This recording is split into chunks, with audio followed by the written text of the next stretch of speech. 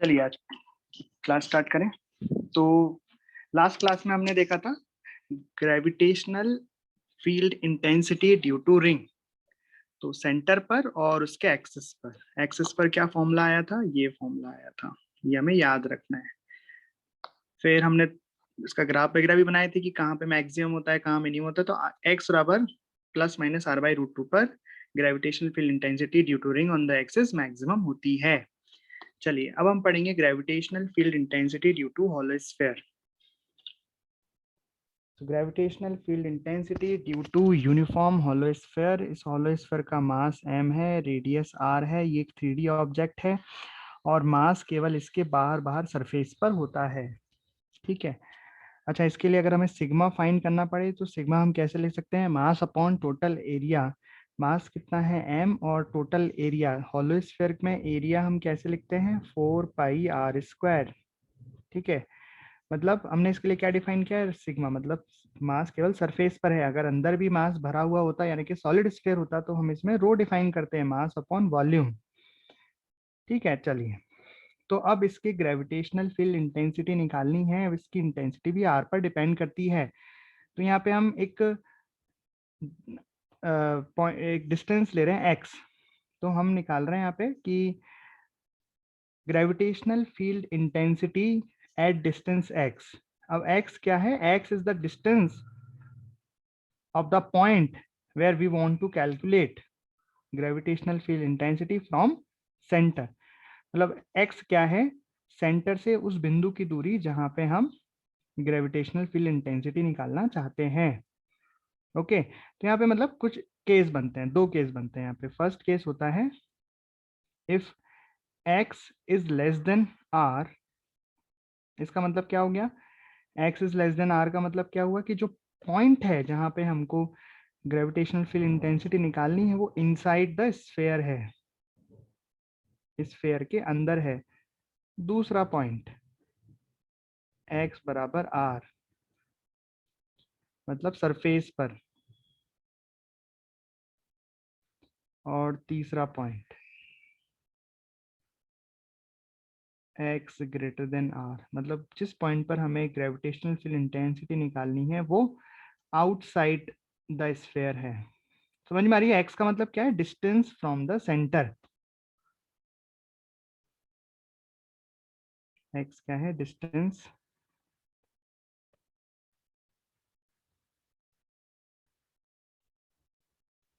From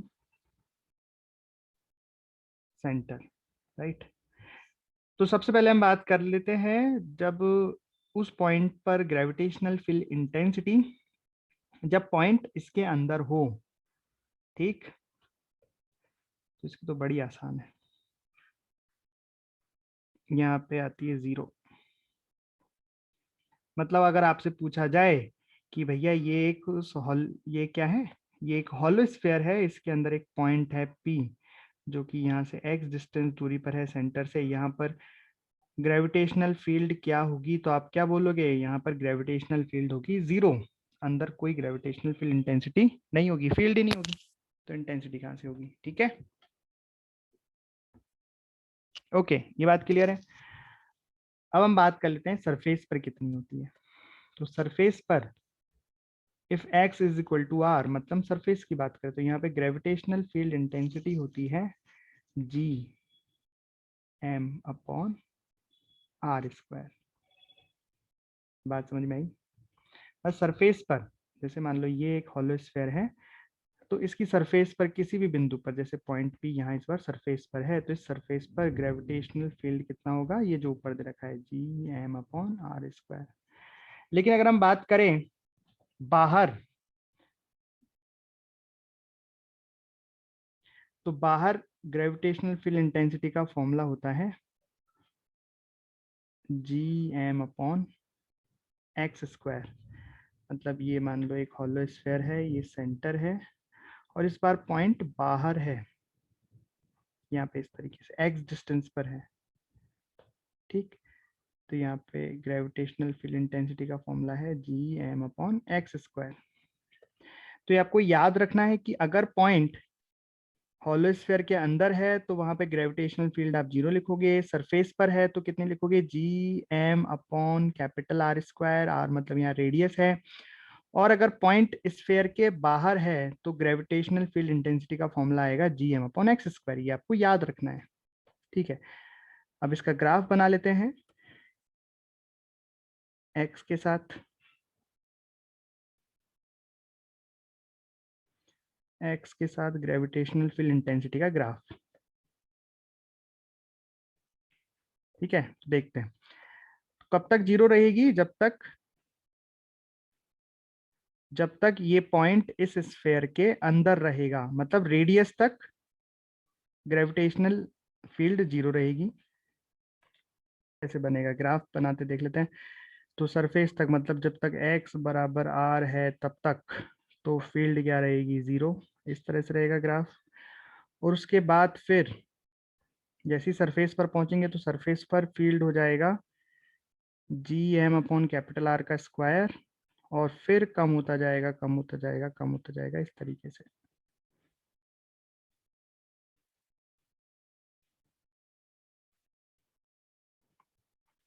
negative क्यों लिया है, क्योंकि ये जो फील्ड होता है वो हमेशा सेंटर की तरफ होता है, हम किसी पॉइंट पे निकालेंगे सेंटर की तरफ होता है, तो नेगेटिव ये शो कर रहा है कि खुद की तरफ है। सही बात है, और ये अट्रैक्शन का फील्ड होता है इसलिए इस तरफ होता है हमेशा, तो इस हमेशा नेगेटिव होगा। ठीक, ये ग्राफ बन जाएगा, ये आपको याद रखना है। तो अभी के लिए हमें फॉर्मूला याद रखना है, हॉलो स्फीयर का gravitational field intensity hollow sphere के अंदर होती है 0, सरफेस पर होती है G M upon R square, और बाहर होती है G M upon x square.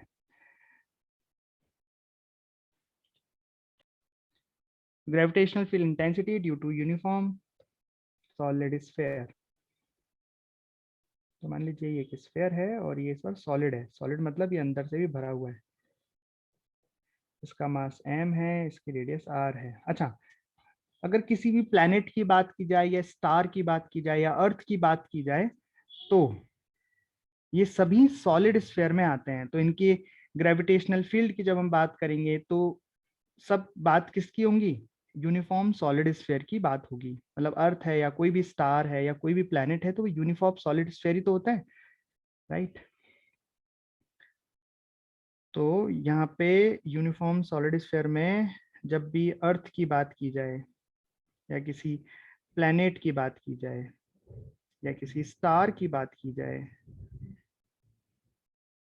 तो इसके फॉर्मूले बड़े इंपॉर्टेंट रहेंगे आपके लिए, क्योंकि ग्रेविटेशनल फील्ड पढ़ रहे हैं तो इसमें तो मेनली हम अभी यही बात करने वाले हैं आगे चैप्टर में कि अर्थ का ये, अर्थ का वो, अर्थ से किसी एस्केप वेलोसिटी क्या होगी, और कोई अगर प्लैनेट कोई सैटेलाइट चक्कर काट रही है तो उसकी वेलोसिटी क्या होगी। मतलब अर्थ की बातें बहुत सारी होने वाली है, प्लैनेट्स की बातें होने वाली हैं, तो ये वहां पे हमें ये यूनिफॉर्म सॉलिड स्फीयर का जो ग्रेविटेशनल फील्ड इंटेंसिटी के फॉर्मूले हैं ये बहुत काम में आएंगे। तो जैसा कि आपको पता है कि ये अंदर से सॉलिड है तभी तो उसका नाम सॉलिड स्फीयर रखा है, तो इसमें हम क्या डिफाइन करेंगे, रो। रो क्या हो जाएगा, मास अपॉन वॉल्यूम। वॉल्यूम क्या लिखेंगे हम, 4/3 पाई आर क्यूब। ठीक है, ओके। तो ये आपको समझ में आता है ना कि अगर मास और रेडियस दिया गया हो तो मास अपन वॉल्यूम करके हम रो निकाल सकते हैं, और बाई चांस हमें रो दिया हो तो रो इंटू वॉल्यूम करके हम मास भी फाइंड कर सकते हैं अकॉर्डिंग टू द क्वेश्चन में जैसा भी हमें जरूरत लगे। ठीक, अब इसमें भी वही 3 केस आ जाएंगे। पहला, व्हेन, ये तो मैं यहीं से ले लेता हूँ मैंने 3 पॉइंट, जब पॉइंट अंदर होगा, बाहर होगा और सरफेस पर होगा तो इसके कितने कितने क्या क्या ग्रेविटेशनल फील्ड इंटेंसिटी होगी वो हमें निकालनी है। हाँ भाई, तो इसमें सबसे पहले when x is less then r, x का मतलब क्या है, x है distance of the point from centre, इसको भी कॉपी कर लेते हैं, distance of the point from centre. ठीक है, ओके। तो जब x छोटा है r से, मतलब हम अंदर की बात कर रहे हैं, जब कोई पॉइंट इस सॉलिड स्फीयर के अंदर हो तो अंदर ग्रेविटेशनल फील्ड इंटेंसिटी का फॉर्मूला होता है G M upon R cube into, into नहीं लगाता हूँ, एक्स। क्या है फॉर्मूला, जब पॉइंट, मतलब कि अगर हमसे पूछ रहा है कि देखो भाई ये तो है सॉलिड स्फीयर और सॉलिड स्फीयर के अंदर कोई पॉइंट है P, सेंटर से कितनी दूरी पर, x दूरी पर। तो सेंटर से x दूरी पर कोई पॉइंट P है, इस पॉइंट P पर ग्रेविटेशनल फील्ड इंटेंसिटी बतानी है, तो आप क्या लिखोगे, ग्रेविटेशनल फील्ड इंटेंसिटी ये लिखोगे, ठीक है। और डायरेक्शन क्या होगी, डायरेक्शन तो सेंटर की तरफ होगी। डायरेक्शन किधर होगी इसकी, सेंटर की तरफ, ये ध्यान रखना, ठीक है। यहाँ पे भी मैंने डायरेक्शन बताई नहीं, ठीक है, यहाँ तो 0 हो गई। डायरेक्शन हमेशा किसकी तरफ होती है, सेंटर की तरफ, सेंटर की तरफ, ठीक है। इसमें भी सेंटर की तरफ होगी, राइट। अब दूसरी बात आती है when the x is equal to r, तो बस x की जगह पे r पुट कर दो आप। तो यहाँ पे ये आ जाएगा gravitational field intensity at the surface G M upon R square. तो आप देखोगे ये वाला फॉर्मूला तो ऊपर वाले से ही बराबर है, G M upon R square, यहाँ पे भी कितना है, G M upon R square, right. और तीसरा है when the point is outside the sphere, तो यहाँ पे भी आप देखोगे कि फॉर्मूला आएगा same, G M upon x square. कितना आया, G M upon x square. मतलब इस वाले में भी जब बाहर था पॉइंट तो ग्रेविटेशनल फील्ड सेम आता है, मतलब केवल चेंज किसका होता है, अंदर वाले का। केवल चेंज किसका होता है, हॉलो स्फीयर में अंदर 0 होता है और सॉलिड स्फीयर में अंदर ये होता है। समझ गए, बस इतना सा फर्क है, बाकी कोई फर्क नहीं है, ठीक है। तो कई बार इसको हम रो के टर्म में भी लिख देते हैं, जैसे यहाँ पे ई जी बराबर कितना है, G M R cube into x. यहाँ पे मास की जगह हम रो अगर रिप्लेस करना चाहें, एम की जगह रो रिप्लेस करना चाहें, तो क्या लिख सकते हैं, यहाँ पे हम rho into 4/3 pi are cube कर सकते हैं और मास की जगह रिप्लेस कर सकते हैं। तो एक फॉर्मेट और आ जाएगा फॉर्मूला का, जो कोई सा भी आप याद रखना चाहो, पर एक तो आपको याद रखना ही पड़ेगा। तो मैं क्या करने वाला हूँ, यहाँ पे एम की जगह मैंने क्या डाल दिया, एम की जगह मैंने प्लेस कर दिया rho into 4/3 pi are cube. तो ये बन जाएगा 4/3 पाई जी रो x/3। समझ गए कैसे बना, आर क्यूब से आर क्यूब कट गया होगा, ये 4/3 पाई, ये रहा आर क्यूब कट गया और बाकी का ही गया जी इंटू एक्स, और रो तो आएगा ही। समझ गए, तो कोई सा भी फॉर्मेट आप याद रखो, लेकिन आपको एक फॉर्मेट याद रखना पड़ेगा। अब इसका भी ग्राफ बना लेते हैं एक्स के साथ, फील्ड का एक्स के साथ ग्राफ। तो इसमें भी डायरेक्शंस हमेशा सेंटर की तरफ होंगी, इसलिए ग्राफ नेगेटिव होगा। तो यहाँ पे वेक्टर का ग्राफ बना रहा हूँ, ठीक है, इसलिए मैं डायरेक्शन बोल रहा हूँ। अगर मैग्नीट्यूड लेना होता तो ऊपर ही ले लेता, मैग्नीट्यूड में तो ऊपर, ये वेक्टर है, ओके। तो उसका ग्राफ कैसे बनेगा सोचो, बहुत ही अच्छा बनेगा इसका ग्राफ। तो पहले जब हम अंदर हैं उस स्फीयर के, तब ये चीज तो कांस्टेंट हो गई। तो gravitational field intensity is directly proportional to x, gravitational field intensity is directly proportional to x. मतलब जैसे जैसे एक्स बढ़ेगा वैसे वैसे ये बढ़ता जाएगा। उसके बाद जब आप सरफेस पर पहुंच जाओगे, एक्स बराबर आर आ जाएगा। उसके बाद यहाँ पर मैक्सिमम होगा, और कितना होगा, G M upon R square. और उसके बाद जैसे जैसे हम दूर निकलते जाएंगे सेंटर से, वैसे वैसे ये जो ग्रेविटेशनल फील्ड इंटेंसिटी वो कम होती जाएगी और अंत पे 0 हो जाएगी। इस तरीके से आई बात समझ में, ये हो गया यूनिफॉर्म सॉलिड स्फीयर। क्लियर है भाई, यूनिफॉर्म सॉलिड स्फीयर।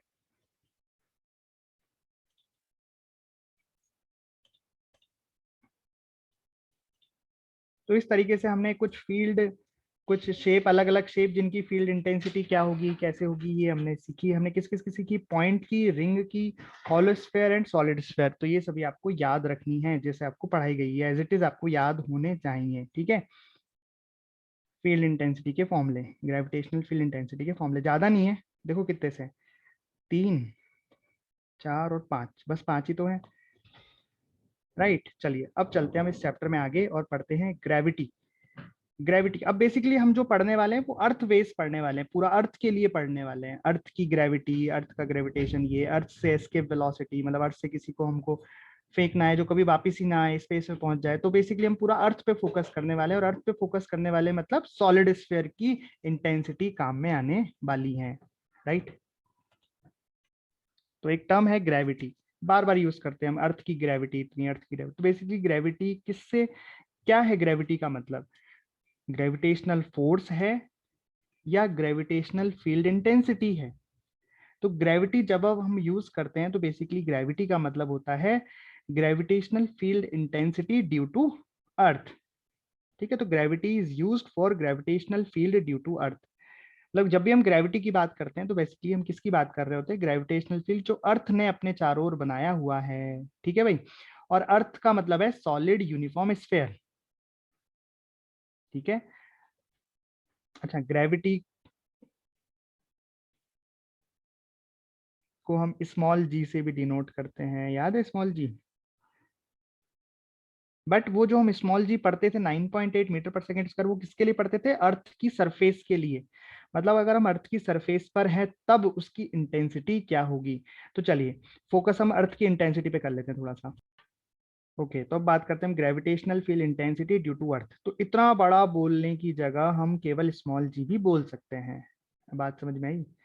जो हम बोलेंगे gravitational field intensity due to earth, इसका मतलब ही है ये जी। अरे भाई आपको मैंने इंटेंसिटी, ग्रेविटेशनल फील्ड इंटेंसिटी की यूनिट बताई थी ना पिछले क्लास में, क्या आई थी। देखो दो यूनिट आई थी, एक तो आई थी न्यूटन पर मीटर, ये रही, न्यूटन पर केजी सॉरी। एक तो आई थी न्यूटन पर केजी और दूसरी आई थी मीटर पर सेकंड स्क्वायर। और मीटर पर सेकंड स्क्वायर यूनिट तो किसकी होती है, एक्सेलरेशन की होती है। मतलब बेसिकली जो फील्ड इंटेंसिटी है ये कहीं ना कहीं एक्सेलरेशन ही है। अगर ये फील्ड इंटेंसिटी अर्थ की है मतलब ये हो गया एक्सेलरेशन ड्यू टू अर्थ, और वही तो होता है जी, स्मॉल जी। बोलो, मतलब सही लिखा है मैंने, राइट। ओके, तो सबसे पहली बात कर लेते हैं हम at the surface of the earth. Earth की सरफेस पर gravitational field intensity due to earth. चलिए, at the surface of earth मतलब अर्थ की सरफेस पर हम ग्रेविटेशनल फील्ड इंटेंसिटी निकालेंगे। ठीक है, ये मान लो ये अर्थ है, और अर्थ क्या होती है, सॉलिड स्फीयर होती है। और अर्थ की रेडियस हो गई आर, जो कि हम जानते हैं अर्थ की रेडियस कितनी होती है, 6400 किलोमीटर, है ना। और अर्थ का मास भी हम जानते हैं वैसे तो, वो भी मेरे को याद नहीं है, बता दूंगा। ठीक है, तो हम बात कर रहे हैं इसके सरफेस पर ग्रेविटेशनल फील्ड इंटेंसिटी की। तो सरफेस पर gravitational field intensity at surface, मतलब इसको बोल दिया मैंने जी। कैसे लिखेंगे, क्या है फॉर्मूला, अच्छा रेडियस ऑफ अर्थ को आर ई से डिनोट कर देंगे। तो हमने अभी भी पढ़ा है फॉर्मूला कि अगर आप बात कर रहे हो सरफेस पर तो फॉर्मूला होता है जी एम ई अपॉन आर स्क्वायर। मतलब G mass of earth upon radius of earth का स्क्वायर। और ये जब हम सॉल्व करते हैं इसमें मास ऑफ अर्थ डाल के रेडियस ऑफ अर्थ डाल के, तो ये वाली वैल्यू आती है लगभग लगभग, नहीं ये वाली वैल्यू आती है किसके, 9.8 मीटर पर सेकेंड स्क्वायर की, जिसको लगभग लगभग हम 10 मीटर पर सेकेंड स्क्वायर यूज करते हैं सवालों में।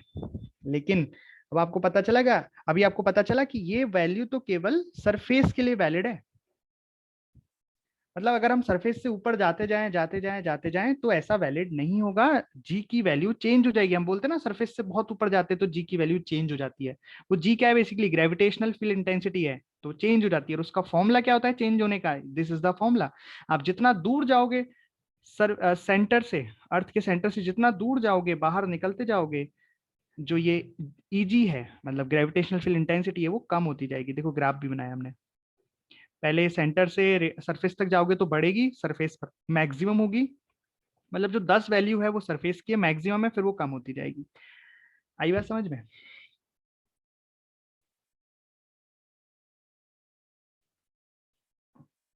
चलिए इसके फॉर्मूले को थोड़ा सा हम और देख लेते हैं। इसके फॉर्मूले को रेडियस सॉरी डेंसिटी में चेंज करके एक बार एक रिलेशन निकालते हैं, कई बार डायरेक्टली सवाल पूछ लेते हैं इससे। चलो तो यहाँ पे जी की जगह मैं जी रख दूं, और रेडियस का स्क्वायर, रेडियस ऑफ अर्थ का स्क्वायर, रेडियस ऑफ अर्थ का स्क्वायर हो गया। मास ऑफ अर्थ को क्या लिख सकता हूं मैं, density of earth into volume. तो डेंसिटी ऑफ अर्थ जो भी है रो मान लिया हमने, और वॉल्यूम हो जाएगा 4/3 पाए रेडियस ऑफ अर्थ का क्यूब। तो आप देख रहे हो यहाँ पे जी जो है, अगर कांस्टेंट टर्म को हटा दें तो जैसे कैपिटल जी कांस्टेंट है, 4/3 कांस्टेंट है, पाई कांस्टेंट है, इधर आर ई का स्क्वायर से आर ई का क्यूब आर ई बचा। तो अगर प्रोपोर्शनलिटी हम देखें तो क्या बन गया, रो इंटू आर। बोलो बात सही है क्या? अब अगर हम ये माने कि डेंसिटी कांस्टेंट है, अगर बोले कि भाई किसी प्लेनेट की डेंसिटी वही है, मतलब ऐसा आपसे पूछ लिया जाए कि कोई एक और प्लेनेट है जिसकी डेंसिटी अर्थ के बराबर है लेकिन उसकी रेडियस बड़ी है, तो बताओ सरफेस पर जो जी की वैल्यू होगी वो अर्थ से ज्यादा होगी या कम?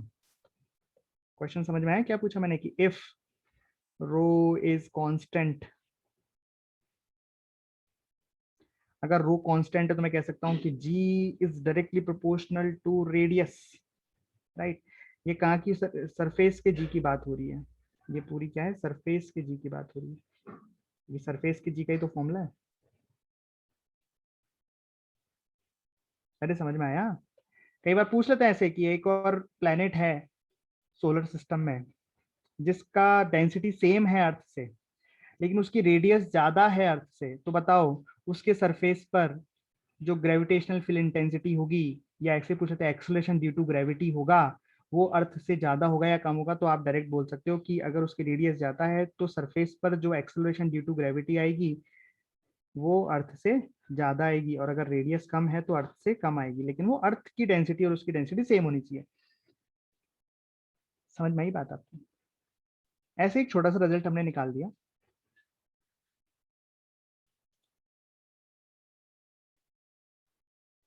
ठीक है, तो ये तो हो गई एट द सरफेस। सरफेस पर ग्रेविटेशनल फील्ड इंटेंसिटी बोल दो या स्मॉल जी बोल दो या एक्सेलरेशन ड्यू टू ग्रेविटी बोल दो, एक ही बात है। अब हम चलते हैं सरफेस से ऊपर किसी हाइट एच पर, और ये एच हाइट काफी ज्यादा है, ठीक है। थोड़ी बहुत हाइट तो अपन ऐसी नेग्लेक्ट कर देते हैं, थोड़ी ज्यादा हाइट है। चलिए, तो एट ए हाइट एच अब द अर्थ सरफेस, अर्थ के सरफेस से हाइट एच लिए हमने, ध्यान रखना अर्थ की सरफेस से हाइट लिए एच। जैसे ये अर्थ है, छोटी सी मान लेते हैं अर्थ, ये अर्थ है, ये अर्थ की रेडियस है आर ई, ये अर्थ का मास है एम ई। तो इस बार हम अर्थ की सरफेस से एच हाइट ऊपर चले गए हैं, मतलब हम यहाँ पे लिया है पॉइंट पी जिसकी अर्थ की सरफेस से हाइट है एच। तो सेंटर से कितनी हाइट हो जाएगी बताओ? सेंटर से सरफेस की डिस्टेंस है आर ई। तो पॉइंट पी पर हम लिखेंगे ग्रेविटेशनल फील्ड इंटेंसिटी, इसको जी डैश बोल दूं मैं? भाई सरफेस वाले को अपन जी बोलते हैं, तो ये एच हाइट ऊपर है तो उसको जी डैश बोल दूं, बराबर क्या होता है फॉर्मूला बताओ? सॉलिड स्फेयर में जब आप बाहर किसी पॉइंट पर जाते हो तो वहां पे ग्रेविटेशनल फील्ड इंटेंसिटी होती है G M upon x square. और अगर यहाँ पे हम x की बात करें इस सवाल के लिए, तो x कितना हो गया, आर ई प्लस एच, क्योंकि जो x होती है वो डिस्टेंस कहाँ से होती है, सेंटर से। लिखा है मैंने बार बार, ये चीज मैंने बार बार वहां पे दिखाई थी क्योंकि मुझे पता था बहुत जरूरी है, डिस्टेंस फ्रॉम द सेंटर। तो इस पॉइंट P की डिस्टेंस फ्रॉम द सेंटर कितनी हो जाएगी बताओ? इस पॉइंट P की distance from the centre of the earth R E plus H आ जाएगी। तो बस अब इसको हम सॉल्व करेंगे, लिखेंगे G mass of earth divided by radius of earth plus H का स्क्वायर। अब मैं इसमें से आर ई का स्क्वायर कॉमन ले लूंगा तो कुछ ऐसा बन जाएगा, G M E divided by radius of earth common ले लिया, बना 1 + एच अपॉन आर ई का स्क्वायर। समझ गए क्या? ये जी डैश हो गया। अब अगर ध्यान से देखना, अगर मैं ये वाला टर्म लूं, ये जी एम ई अपॉन आर ई का स्क्वायर, ये क्या लग रहा है आपको, क्या है ये? अभी तो देखा है अपन ने, जी एम ई अपॉन आर ई का स्क्वायर, ये क्या होता है, जी एट सरफेस। बोलो, होता है, कह सकता हूं? तो मतलब मैं इसको लिखता हूँ जी डैश, मतलब किसी हाइट एच पर जो ग्रेविटेशनल फील्ड इंटेंसिटी की वैल्यू आएगी उसको बोल सकता हूँ स्मॉल जी। ये जी कौन सा है, सरफेस वाला, लिख भी देता हूँ, divided by 1 + H upon R ई का होल स्क्वायर। समझ गए? तो किसी हाइट एच पर ये आ जाएगा आपको, इस तरीके से आप निकाल सकते हो। चलो अब हाइट पे तो चले गए।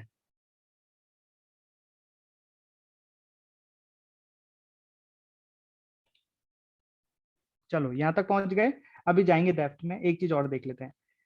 ये तो हो गया real formula of the g dash, मतलब कोई अप्रोक्सीमेशन नहीं लिया है, आप सरफेस से इतनी हाइट पे गए हो, आप एच की वैल्यू डालो यहाँ पे, और आर ई की वैल्यू डालो। जी सरफेस हमको पता है 9.8 होता है अर्थ के लिए, डालो वैल्यू डालो, जी डैश आपको मिल जाएगा किसी हाइट एच पर। ठीक है, अब हम लगाने वाले हैं बाइनोमियल अप्रोक्सीमेशन का यूज करके कि हाइट एच जो है वो रेडियस ऑफ अर्थ के कंपैरिजन में छोटी हो। तो हम क्या है, इतना लंबा फॉर्मूला लगाने की क्या जरूरत है, उसके लिए बाइनोमियल ने बोला कि एक अप्रोक्सीमेशन लगा रहा हूं मैं, आप इसका यूज कर लो। तो अगर जो हाइट एच है वो छोटी हो किससे, रेडियस ऑफ अर्थ से, तो आप उसका यूज करके डायरेक्टली सॉल्व कर सकते हो। इतना टफ सॉल्व करने की जरूरत नहीं होता है, ये काफी बड़ा है ना। कितना छोटा क्या है मैं बताता हूँ आपको। तो उससे पहले क्या इस फॉर्मूले को थोड़ा सा रीअरेंज करके ऐसे लिख सकता हूं मैं, देखना अभी मैं कोई अप्रोक्सीमेशन नहीं लगा रहा हूं, बस फॉर्मूले को रीअरेंज कर रहा हूं। जी डैश बराबर जी ऑफ सरफेस, है ना। इस वाले टर्म को मैं ऊपर लाऊंगा तो -2 बन जाएगा, ये हो जाएगा 1+h/r e का पावर -2। यहाँ पे मैंने कोई अप्रोक्सीमेशन नहीं लगाया है, सिर्फ मैं इसको ऊपर लेके आया हूँ। अब मैं अप्रोक्सीमेशन लगा रहा हूँ, कौन सा अप्रोक्सीमेशन, बाइनोमियल अप्रोक्सीमेशन की। वो कब लगेगा, if h is less then radius of अर्थ। और इसमें भी कितना छोटा का फिर आता है कि कितना छोटा, मतलब बहुत छोटा, बहुत मतलब रेडियस ऑफ अर्थ तो 6400 किलोमीटर है, तो कितना छोटा। तो हम बोल सकते हैं कि एच इज लेस देन और इक्वल टू लगभग लगभग 5% ऑफ आर। यहां पे लिख सकता हूं एच इज लेस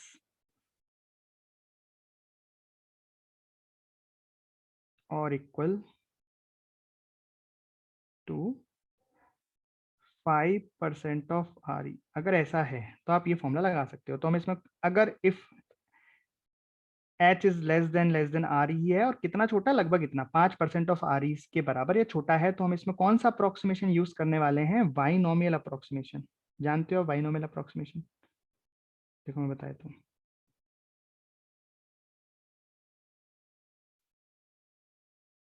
देखो कैसा है बाइनोमियल अप्रोक्सीमेशन, बड़ा ही आसान है।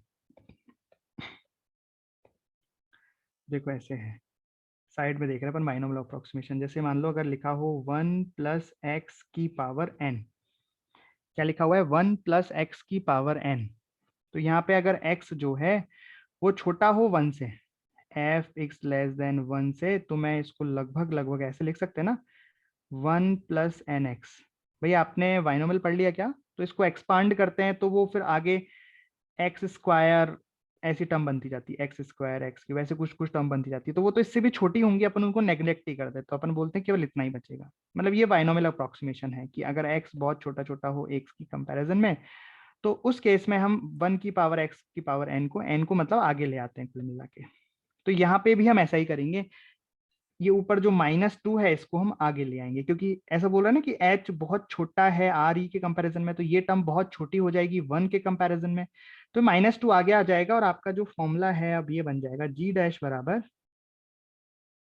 जी ऑफ सरफेस 1-2h/r e। अब देखो इसमें स्क्वायर का टर्म हट गया, कितना आसान बन गया ये फॉर्मूला। तो हम ये फॉर्मूला यूज कर सकते हैं अगर h जितना बताया उससे छोटा है, तो आर ई के 5% के बराबर है तो। ओके, क्या बात समझ में आई। अच्छा, यहाँ पे कई बार चेंज भी पूछ लेते तो कि बताओ कि अगर सरफेस की ग्रेविटी जी है, और अगर किसी हाइट एच पर चले गए, वहां की ग्रेविटी जी डैश है, और ज्यादा ऊपर नहीं गए, मतलब थोड़ा ऊपर गए, मतलब उसमें अप्रोक्सीमेशन लगा रखा है, तो बताओ परसेंटेज चेंज इन जी कितना आएगा, percentage change in ji.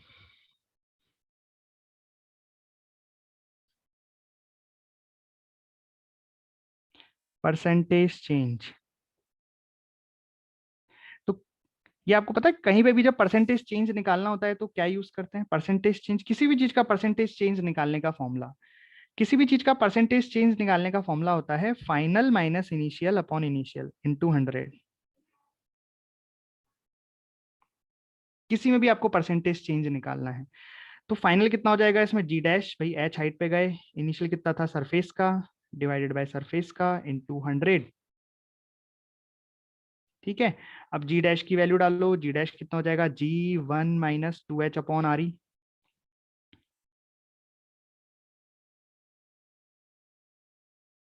Minus g divided by g, कितना आ गया बताओ, ये आ गया 2h upon R E into 100 भी है, कितना आ गया है 2h/r इंटू 100। ये परसेंटेज चेंज इन जी आ गया, राइट। समझ गए, मैंने आपको सारी चीजें बता दी इसमें, जो जो क्वेश्चन इसमें पूछे जा सकते हैं। इसके लिए कर ली हमने सारी बातें। When eight A height h above the surface, surface पर h हाइट ऊपर हम पहुंच गए तो क्या क्या क्वेश्चन पूछे जा सकते हैं मैंने आपको बता दिए। चलो एक आध क्वेश्चन भी पूछ लेता हूँ।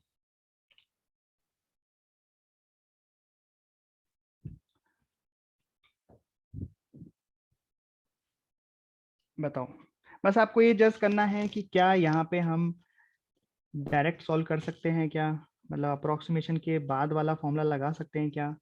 तो आपका आंसर होना चाहिए कि नहीं। इसमें हाइट कितनी है, रेडियस की आधी है, तो 50% हो गया। हमने तो 5% की बात की है कि अगर हाइट रेडियस के 5% हो, रेडियस ऑफ अर्थ के 5% हो तो हाँ हम अप्रोक्सीमेशन लगा सकते हैं, लेकिन ये तो 50% हो गया ना भाई। तो यहाँ पे बेसिकली आप जो जी डैश है वो कौन सा फॉर्मूला यूज करोगे, G M upon x square वाला। तो कितना हो जाएगा ये जी एम अपॉन एक्स, कितना हो जाएगा, बेसिकली हो जाएगा, अच्छा आप इसमें वही यूज कर लो ना, सीधा एक्स में वैल्यू डाल डूल के हमने क्या निकाला था, g of surface divided by 1 + H upon R ई का स्क्वायर, यही आया था।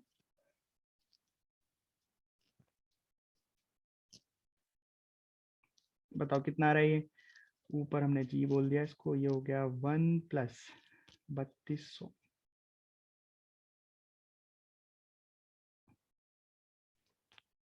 तो ये कितना हो गया, 1 + 1/2,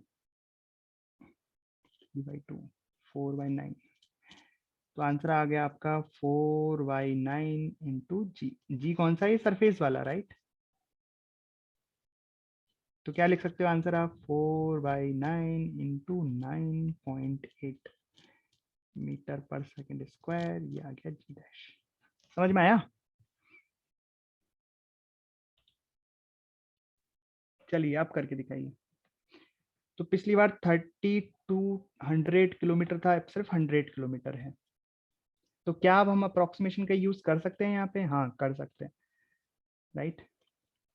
क्योंकि हम अगर 6400 का 5% निकालेंगे तो 100 किलोमीटर से तो ज्यादा आ रहा है ना। तो हमें यहाँ पे जी डैश निकालना है। भाई जी डैश का मतलब क्या है, किसी हाइट पर ग्रेविटेशनल फील्ड इंटेंसिटी की वैल्यू। तो यहाँ पे हम सीधा फॉर्मूला यूज करेंगे, जी इंटू 1 - 2h/r ई। तो जी कितना हो गया 9.8, 1 - 100 इंटू 2 हो गया 200 डिवाइडेड बाय 6400। तो ये कितना आ गया, ये समथिंग समथिंग आ गया 9.8 मल्टीप्लाई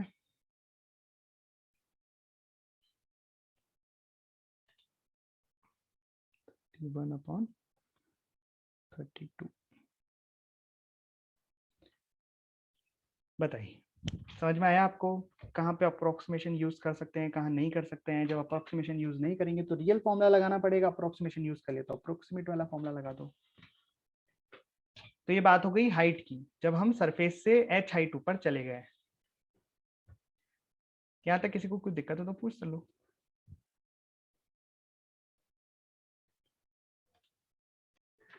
यहाँ पे जो हम आर ई बोल रहे हैं, आर ई का मतलब है रेडियस ऑफ अर्थ, और रेडियस ऑफ अर्थ की वैल्यू होती है 6400 किलोमीटर। क्योंकि हम सारी चीजें अर्थ के बारे में कर रहे हैं ना, तो यहाँ पे आर का मतलब है इस गोले की रेडियस, और ये गोला क्या है, ये हमारा गोला है, अर्थ है ये। तो आर ई देखो यहाँ लिखा मैंने अर्थ, ये आर ई लिख देता हूँ, ठीक है भाई। आर ई का मतलब है रेडियस ऑफ अर्थ, ये मास ऑफ अर्थ है एम, ये बता दूंगा अभी। सो ये मास ऑफ अर्थ है 5.97 इंटू 10⁻24 kg। हाँ मतलब कैलकुलेशन के लिए एवरेज रेडियस जो निकाली होगी अर्थ की, दैट इज 64 किलोमीटर। चलिए अब बात कर लेते हैं गहराइयों की, अर्थ की गहराइयों की। अभी तक तो हम पहाड़ पे चढ़ रहे थे, अब हम गड्ढा खोदते हैं अर्थ में, ठीक है। तो जब हम गड्ढा खोद के अंदर चले जाएंगे तो कौन सा फॉर्मूला यूज होगा, सॉलिड स्फीयर का। जब सॉलिड स्फीयर के अंदर होते हैं तो अंदर क्या फॉर्मूला होता है, पहले वो याद कर लो। तो पहले वो याद करा देता हूँ आपको कि हम बात करने वाले हैं अंदर की। तो मान लो ये है कोई सॉलिड स्फीयर, और सॉलिड स्फीयर में अगर आप अंदर हो, जैसे यहाँ पॉइंट पी पर हो, और यहाँ सेंटर से आपकी दूरी है एक्स, ठीक है। तो यहाँ पर ग्रेविटेशनल फील्ड इंटेंसिटी का फॉर्मूला क्या लगता था, याद है, G M upon R cube, G M upon R cube into x. X ये किससे दूरी है, सेंटर से दूरी है, राइट। ये फॉर्मूला आता था अगर हम अंदर आ जाए, सॉलिड स्फीयर के अंदर आ जाए। ओके, तो ये हो गई अंदर की बात। अब हम बात कर लेते हैं अर्थ की, कि अर्थ में हमने मान लो सरफेस से, देखो यहाँ में डेप्थ फ्रॉम सरफेस लिखी हुई है, डेप्थ डी कर देते हैं। हम कितना अंदर जा रहे हैं सरफेस के, डेप्थ डी फ्रॉम सरफेस, मतलब सरफेस से डी डेप्थ अंदर चले गए। तो ये तो हो गया कॉन्सेप्ट, इसको हम हटा के साइड में रख देते हैं। अब बात कर लेते हैं अर्थ की। ये है अपना अर्थ, राइट। ये है सेंटर। हमने क्या किया, सरफेस से गड्ढा खोदना स्टार्ट किया यहाँ से, और गड्ढा खोदते गए और यहाँ तक पहुंच गए डी। ये है पॉइंट पी। तो इस पॉइंट पी की कहानी है पूरी, कि इस पॉइंट पी पर कितना ग्रेविटेशनल फील्ड इंटेंसिटी आनी चाहिए, क्या होना चाहिए, वो वाली बात है। तो कर लें फिर, बताओ क्या साथ हैं सभी। तो मतलब बेसिकली हम बात कर रहे हैं जी डैश एट पॉइंट पी। तो ये फॉर्मूला आपके सामने है, बताओ वैल्यू रखवा दो मेरे को, ये फॉर्मूला आपके सामने है, वैल्यू रखवानी है। तो सबसे पहले है कैपिटल जी, तो कैपिटल जी की जगह मैं रख दूंगा कैपिटल जी। मास ऑफ गोला, ये गोला है अर्थ, तो अर्थ का मास है एम ई, तो मैंने रख दिया एम ई, ठीक है भाई। डिवाइडेड बाय रेडियस ऑफ गोला, तो रेडियस ऑफ अर्थ का क्यूब।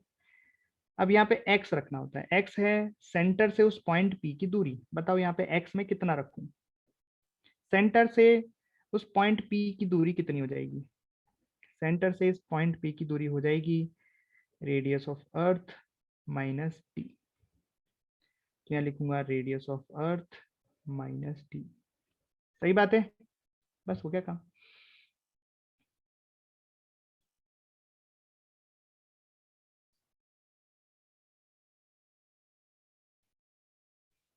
ठीक है भाई। अब इसको मैं थोड़ा स्टाइल से लिख दूं, मतलब इसको मैं ऐसे लिख सकता हूँ ना, कि g dash at point P कहाँ है, धरती के अंदर। अच्छा, यहाँ पे जी एम ई अपॉन आर ई का स्क्वायर को तो मैं स्मॉल जी लिख सकता हूँ, सरफेस वाला। तो नीचे एक आर ई बच जाएगा, और यहाँ बच जाएगा आर ई माइनस डी। क्या ये बात समझ में आई, नहीं आई तो साइड में फिर लिख देता हूँ, जी ऑफ सरफेस होता है जी एम ई अपॉन आर ई का स्क्वायर। ये तो अपने तुम रगों में बसा लो एकदम, ये बहुत बार काम में आएगा, ठीक है भाई। अब आर ई को मैं डिवाइड कर दूंगा यहाँ पे, तो ये बन जाएगा जी डैश पी बराबर g of surface 1 - D upon R ई।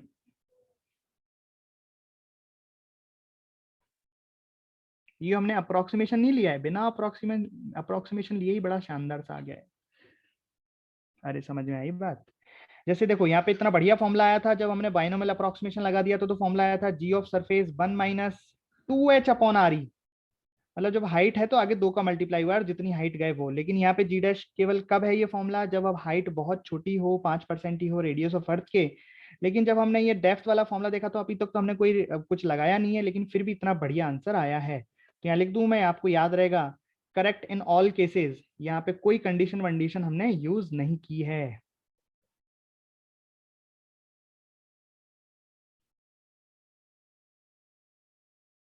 बोलो, बात समझ में आई क्या? तो आपसे कोई पूछ ले कि भैया डेप्थ इतने अंदर बताइए, ग्रेविटेशनल फील्ड इंटेंसिटी क्या होगी या एक्सेलरेशन ड्यू टू ग्रेविटी क्या होगा, आपको फॉर्मूला एकदम मुझे मन याद होना चाहिए। जी सरफेस 1 - d/r। डी क्या है, कितना गड्ढा खोदा। ठीक भाई, समझ में आया?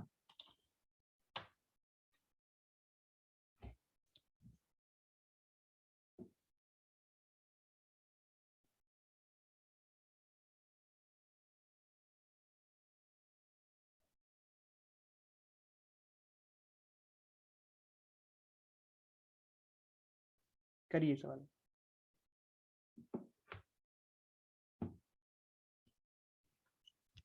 हो गया ना, बस फॉर्मूले में वैल्यू रखी थी।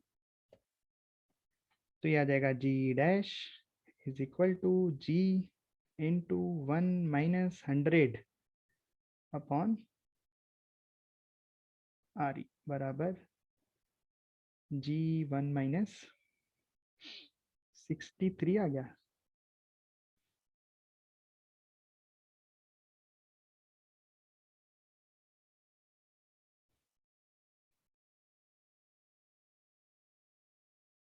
बस ये आंसर आ गया।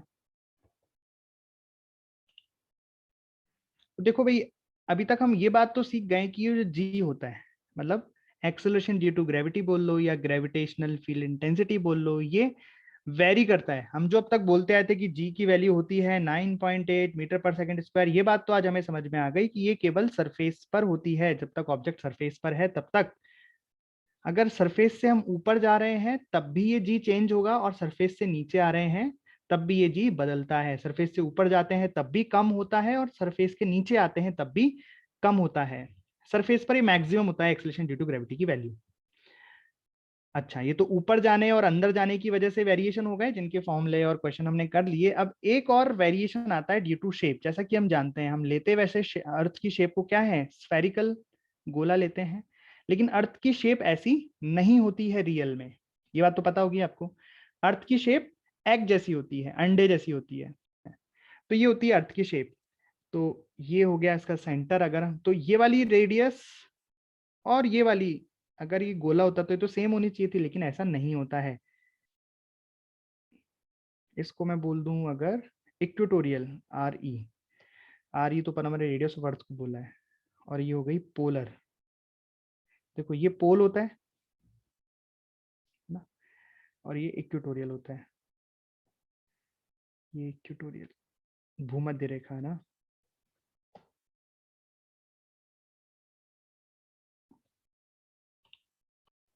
तो देखो ये वाली रेडियस तुम बोल देते हैं पोल, ये पोल है, और ये वाली होती है इक्वेटोरियल, है ना। ई क्यू बोल देते हैं इसको, इक्वेटोरियल। तो इसको रेडियस बोल देते हैं ई क्यू। अब जैसा कि शेप से भी हमें समझ में आ रहा है कि जो आर ई क्यू है वो बड़ी है, किसकी कंपैरिजन में, पोल के रेडियस की कंपैरिजन में। अच्छा, अब यहाँ पे जो जी होगा उसको मैं बोल रहा हूँ जी पी, मतलब सरफेस की बात कर रहे हैं पर यहाँ पोल पर। और यहाँ मैं बोल रहा हूँ जी ई क्यू, मतलब इक्वेटोरियल, ये जो सरफेस है अर्थ की, यहाँ पे इक्वेटोरियल पर जो एक्सेलरेशन ड्यू टू ग्रेविटी है, राइट। अब अगर हम फॉर्मूला देखें स्मॉल जी का सरफेस पर, तो क्या आता है फॉर्मूला, जी एम ई अपॉन आर ई का स्क्वायर। मतलब हम कह सकते हैं कि रेडियस के इनवर्सली प्रोपोर्शनल होती है, मतलब जहां रेडियस ज्यादा वहां का जी क्या हो जाएगा, कम हो जाएगा। मतलब यहां से ये रिजल्ट निकला कि g of equatorial is less than g at pole. Pole पर ज्यादा होता है, पोल पर जो ग्रेविटेशन है वो ज्यादा होता है। किसकी शेप की वजह से वेरिएशन है, आप समझना ध्यान से। इस शेप की वजह से वेरिएशन है। तो शेप की वजह से पोल पर जो है ग्रेविटेशन फील्ड इंटेंसिटी या एक्सेलरेशन ड्यू टू ग्रेविटी वो ज्यादा होती है इसके कंपेरिजन में। और कितनी ज्यादा होती है?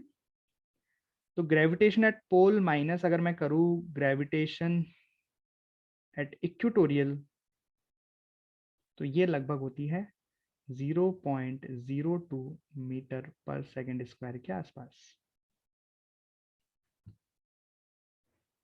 समझे?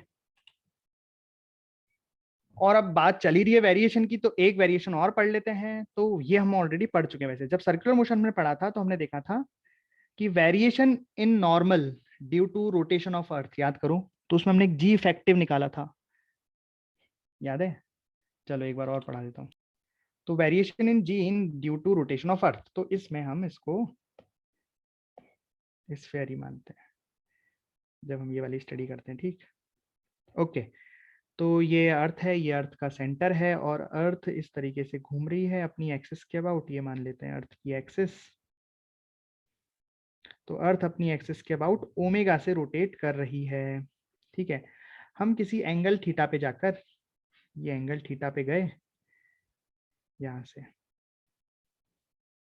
एंगल थीटा पे जाकर इस पॉइंट ए पर स्टडी करने वाले हैं कि यहाँ पे कोई आदमी खड़ा है तो उसको कितना नॉर्मल फील हो रहा है, कितना नॉर्मल फील हो रहा है, राइट? कम हो रहा है, ज्यादा हो रहा है। तो बेसिकली वो क्यों होता है, देखो नॉर्मल हम क्या लिखते हैं, वही कोई सरफेस पर कोई ब्लॉक पड़ा हुआ है, नॉर्मल लगेगा ऊपर, mg लगेगा नीचे, नॉर्मल बराबर mg लिखते हैं।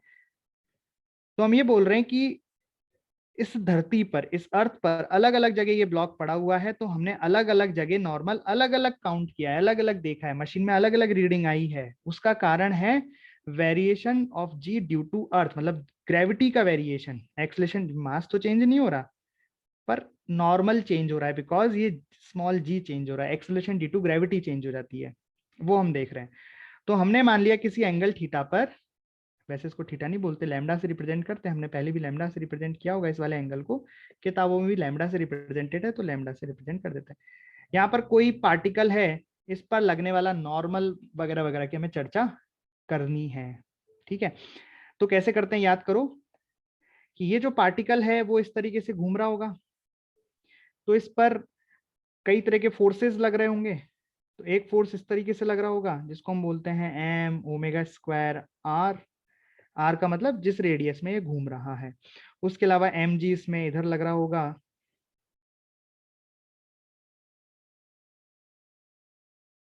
और नॉर्मल इस पे इधर लग रहा होगा, तो एम जी। यहाँ हमें कॉम्पोनेंट करने पड़ेंगे किसके, एम ओमेगा स्क्वायर आर के, तो ये वाला एंगल हो जाएगा लैम्डा, तो ये वाला कॉम्पोनेंट हो जाएगा m omega square r cos theta. अब आर भी निकाल ही लेते हैं, तो ये चीज हो जाएगी आर। अब सोचना अगर ये लैम्डा है तो ये हो जाएगा लैम्डा। तो बेसिकली आर बराबर हो जाएगा radius of earth cos lambda, ठीक। कैसे निकाला, समझ में आया है?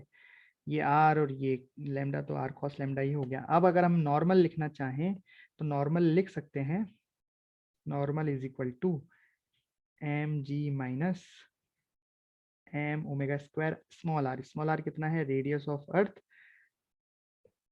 कॉस लैम्डा, ये भी कॉस लैम्डा आएगा भाई।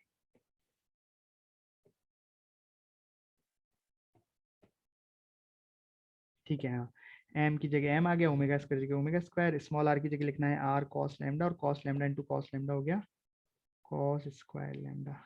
तो यहाँ से मैं अगर एम को कॉमन निकाल लूँ तो मैं नॉर्मल को लिख सकता हूँ, एम को कॉमन निकाल के g minus omega square r cos square lambda, right. तो बेसिकली जी इफेक्टिव लिख सकता हूँ इस चीज को, ये चीज क्या होगी, g effective, g minus omega square R E cos square lambda. तो मतलब इस तरीके से थीटा पे डिपेंड कर रहा है ये, ठीक है। अब यहाँ पे भी हम पोल और इक्वेटोरियल के लिए अलग अलग निकाल सकते हैं। अगर हम पोल की बात करेंगे तो यहाँ पे लैम्डा कितना हो जाएगा, 90 डिग्री। तो पोल की बात कर लेते हैं पहले। तो अगर मैं जी पोल लिखूं तो यहाँ पे लैम्डा की वैल्यू कितनी हो जाएगी, 90 डिग्री, और कॉस 90 कितना हो जाएगा, 0। तो जी पोल बराबर जी के आ जाएगा। और अगर हम बात कर रहे हैं इक्वेटोरियल की तो यहाँ पे लैम्डा हो जाएगा 0 डिग्री, तो यहाँ पे जी इक्विवेलेंट आ जाएगा g minus omega square R E. ठीक है, यहाँ पे भी अलग अलग आ गया, मतलब ज्यादा कहाँ आया, यहाँ पे कौन जीता है, यहाँ पे भी पोल ही जीता है, यहाँ पे भी पोल पर जी ज्यादा आया है इक्वेटोरियल के कंपैरिजन में, और यहाँ पर जो डिफरेंस आता है जी पोल माइनस जी ई क्यू, ये आता है 0.05 के बराबर।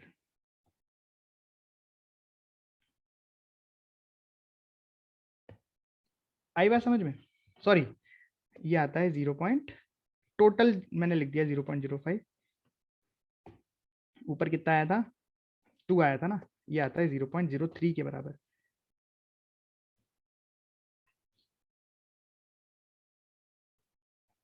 तो ये किसकी वजह से आ गया, रोटेशन की वजह से। और ये वाला किसकी वजह से आ गया, शेप की वजह से। ठीक है, तो नेट, अगर नेट की बात हम करें,